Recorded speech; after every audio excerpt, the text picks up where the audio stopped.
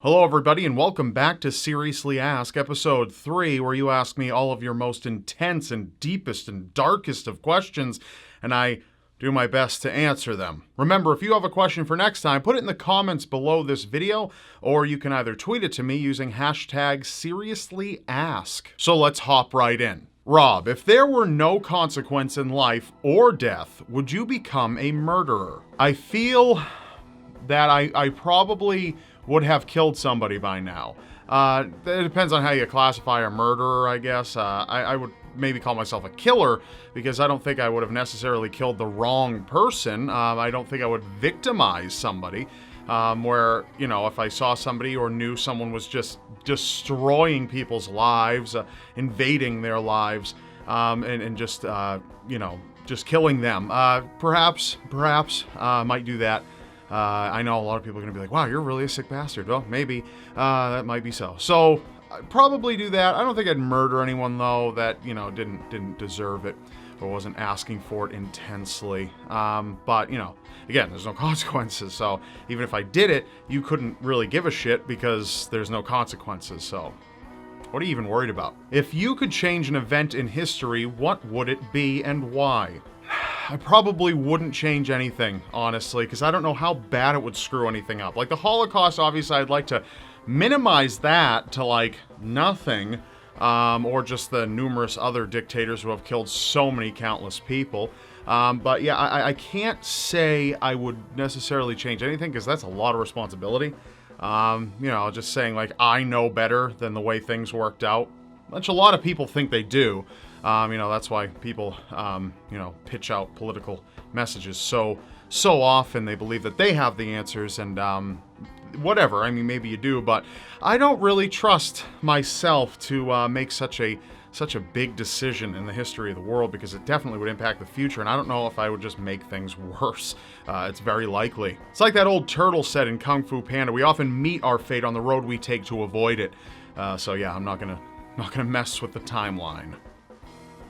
I have seen Back to the Future. You just don't do that shit. Do you consider yourself to be an introverted or extroverted person? I think I'm one of those ambivert, I don't know, where I'm kind of both. There's plenty of times out there where I can just go out and hang out with people and have a great time. That's maybe 60% of the time. And the remaining 50%, I'm just kidding, 40% is just me hanging out and just not wanting to be around anybody. And often at parties, I'll just sit there and observe. If I've been there for a while, if I know everyone there, I can, you know, become more of the life of the party. But if you know me and you've been to any parties with me, I tend to just kick back and relax. I don't really like huge crowds of people. Not a fan. But in terms of just hanging out with my friends, I only have a close circle of friends. I'm one of those people who only has a few, very few select good friends that I can hang around. But yeah, so... Rob, do you think the human race will evolve towards being a more peaceful species in the future, or do you think we are destined to head towards a declining path? I think the human race, either way you look at it, is doomed, as we are now, whether it be a new beginning or an infinite end. I believe the human race is just on a path to self-destruction. Sorry. Crunchy or smooth peanut butter? Come on, why do you have to ask such intense questions? That's really, like, invasive. Crunchy, of course. Are you nuts? Come on. Did you even need to ask? Crunchy beats out creamy all the time. All the time. Are you a Star Wars fan? What language would you want to learn most? What is your favorite episode of The Twilight Zone? Alright, so I got 3 in here. Star Wars fan. Tried to be. Kind of used to be. I know a lot of people went batshit for the new Star Wars. I didn't really care for it that much. I thought that stormtrooper dude who like rebels, I thought his cowardice and constant running around and freaking out was so mind-blowingly annoying to me. I just didn't like it. I didn't think it was good. You could tell Harrison Ford did not give 2 shits about that movie. He did not want to be there. The acting was awful. I know I'm going to get a lot of hate for that. I'm sorry. And I get why you love Star Wars. Like, I get it. It's this huge thing that's been around for so long, and it just touches so many people's hearts. I get it. If anyone bashed the Karate Kid movies, I'd be fucking pissed too. But the fact of the matter is that the acting was shitty. Harrison Ford wanted nothing to do with this.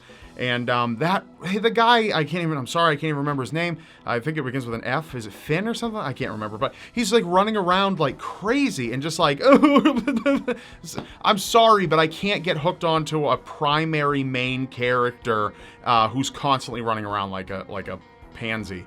I didn't watch it long enough to see him have his change. I'm sure he did, change around and become the brave man we needed him to be, but not in the time that it took me to, maintain my interest. I just lost it. Sorry. Next question, and this one is, what language do you want to learn most? I think probably Japanese, because it's just like so tough to learn Japanese. I might as well get that out of the way. Greek also, because I'm Greek and I don't know much Greek, so I guess I like to learn Greek. Oh, God, that's so good. Water. What is your favorite episode of The Twilight Zone? I think it's probably that one where that kid, I can't remember the exact name, but that kid, like, controls everyone because he can, like, destroy everyone with a thought, so everyone's just kind of, like, listens to everything that he says. They're just kind of, like, slaves to him. I think that's probably my favorite one. I like that Twilight Zone episode. I also like the one where they have the masks, and the masks, like, become their faces, and that one's a good one. 2. Sorry. Water. If you were kidnapped and conscious when your abductor was around, what would you do, and how would you use your knowledge to stay alive? Alright, so you want to find out how to survive a kidnapping, an abduction. Well, the first, most, obvious way is to not allow it to happen in the first place. Try to thwart it. Don't listen to what a person says. Just get in the car and I won't hurt you. Get away at all costs, because if you do get in the car and they do take you, they're going to 99% hurt you. So you need to get the hell out of the situation. I don't care if they have a gun on you. You run, scramble, jump around, and get the hell out of there. You know what I mean? Try to, don't run in a straight damn line, but try to zigzag and get the hell out of there. So that's like the first step. I wrote out a whole bunch of things as I actually went over this in my head, and I looked up resources and everything. So I took the question completely seriously, and hopefully you learned something from it. You want to remain calm. You don't want to freak out. If you appear like unstable, they're going to want to get rid of you in not a great way. It's not like they're going to be like, okay, you're just a little too crazy for me. You get out of here, you little shenanigan. So what they're going to do is they're going to need you to calm down, remain focused, track their behaviors. Like, are they absolutely frantic? Are they batshit insane? Did they show up wearing a diaper? Or are they is this a terrorist thing? Is this someone you know? Try to identify them. Is this a person you've seen before? Because that's going to be important, or is it just some random person? So again, I can't stress enough, do not panic in this situation. Actually, a lot of people that do get kidnapped don't necessarily die. A lot of them are released or rescued. So keep that in mind. Odds are kind of in your favor in that.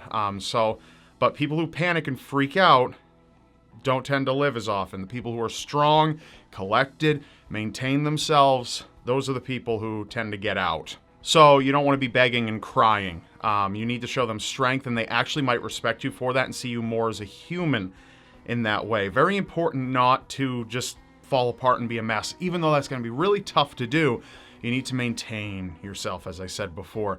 You need to be strong and earn this person's respect. And I know that sounds really weird, but you really kind of got to try your best to do that. So gaining their trust is really important, because once you do that, they might actually untie you, give you responsibilities, allow you to walk around the location that they're keeping you in. So here's the part that's just going to seem like really, really bizarre. You got to show your captor compassion. You got to be compassionate with this person, because this person is on the edge. This person is not stable. This person has had a lot of shit happen to them in their life to bring them to this point.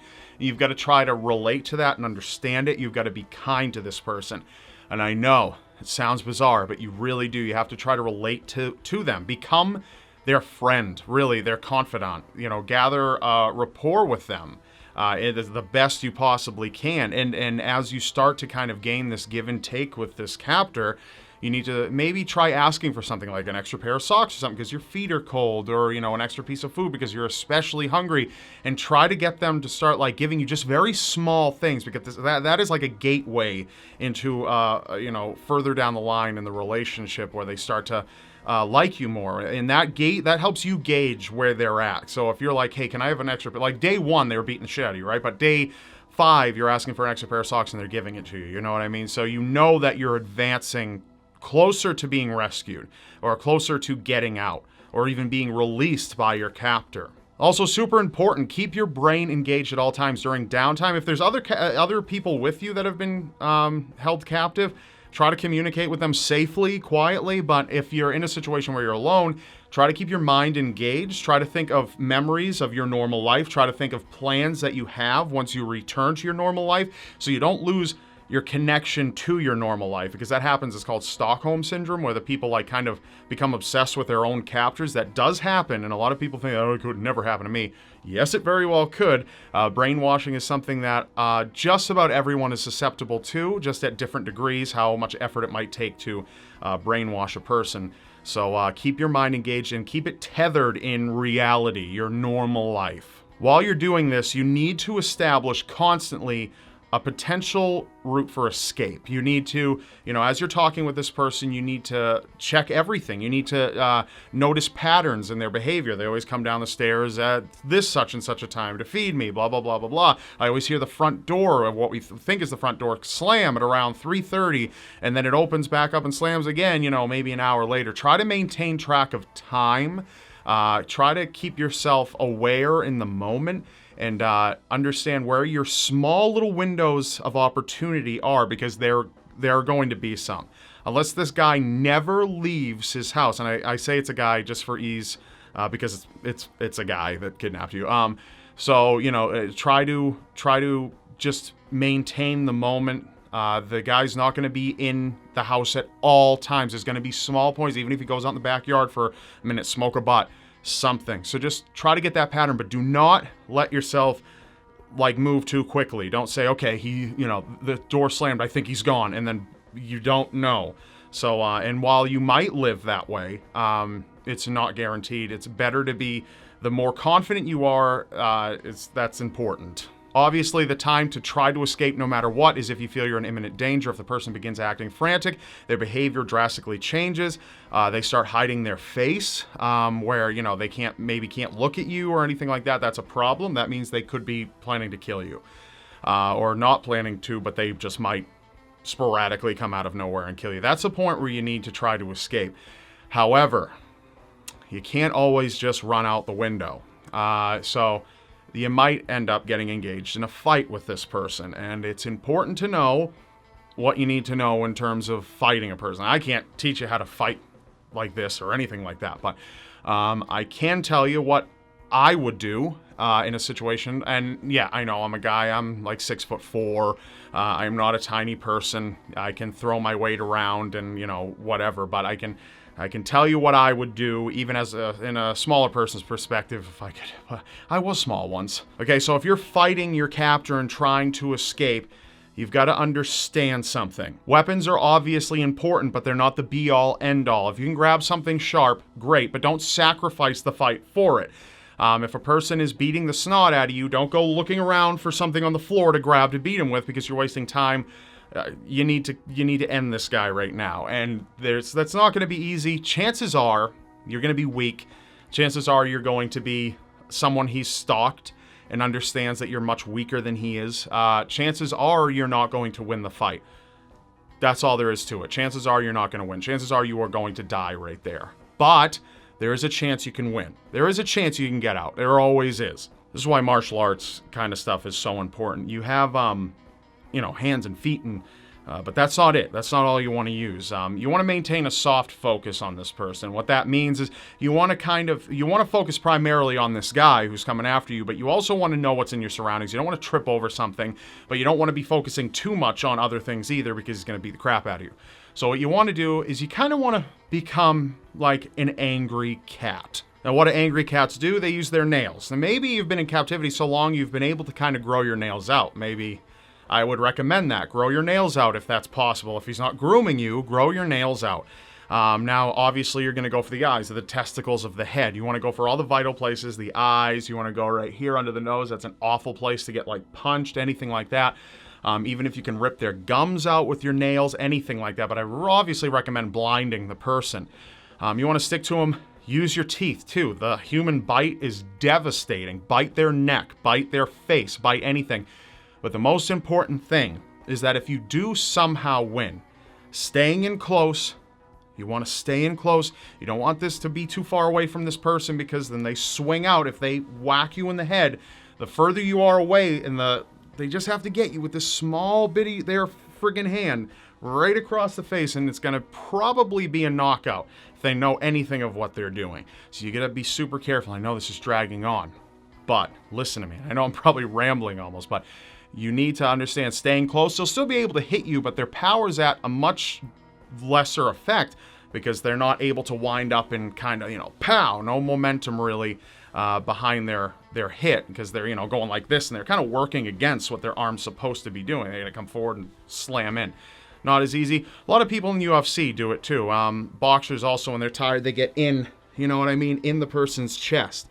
And so you can't really bash them as easily when they're really close in. You're going to put your head right in there. So if you do manage to get this asshole down, he's bleeding everywhere, you bit out part of his friggin' throat, and one of his eyes is gouged out and everything, he's choking on his own blood, then do not stop until this person is completely incapacitated, which means they are disabled and not getting back up, or they're dead. 100% dead. Do not stop.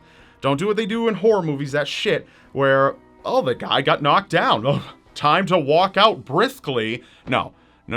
Make sure the guy's dead. Now, that doesn't mean get off him and look for something to finish him off. This isn't Mortal Kombat. Just do what you need to do to end him. Whether that be just continuously beating or whatever, cover yourself in his blood. Get over it. You're probably going to be bleeding too. And understand, almost every fight will go to the ground at some point. That's just kind of the nature of a fight. It's a fact of fighting. You're probably going to end up on the ground. So don't be surprised when it happens, okay, people? Oh, God. And then obviously get out. You don't want to run away prematurely because if he can get back up, you probably don't know the location as well as he does. He probably has doors locked. You just don't want to risk it. And then you have to reset the fight. The guy's up again. Okay, now I know you're going to try to claw my face. Now I know you're going to try to bite out my genitals. Go for the genitals. Great place. So now I know a little more about you before we fight for round 2. Not a great idea. You want to surprise him. Get him on the first go. Rip his throat out. Rip his nuts off. Do anything you need to do. Freak out. Do not let that person kill you. And if they're going to kill you, make them bleed for it, because that's just evidence to solve your case later, really. So, as bad as that sounds, but it is. All right, enough. I went on way too long with that, but if you want to know how to survive a kidnapping, that's a decent way. I don't know if I did it justice, but I hope you learned something. I hope somehow it saves someone's life, but I hope it doesn't need to, even more than that. Which of these best describes you? 1, a tea kettle. 2, clown sex. 3, problem drinker. I would consider myself a clown sex drinker. I'm not sure if that's an option. I'm not going to even look. That's what I am. Proud. Very proud. Tumblr level proud. What 3 items would you bring into a zombie apocalypse battle? I would bring some of that bread shit from Lord of the Rings, that elf bread shit. That would be great.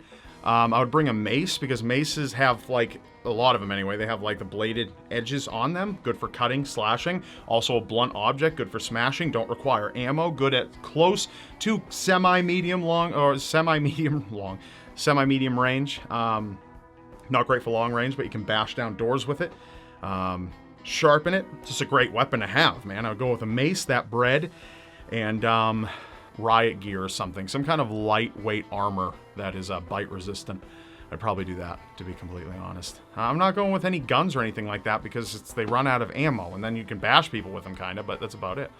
So, yeah, I'm thinking a mace. And a knife would also be good, but I can pick one of those up at any grocery store on the way, as long as it's not loaded with walkers.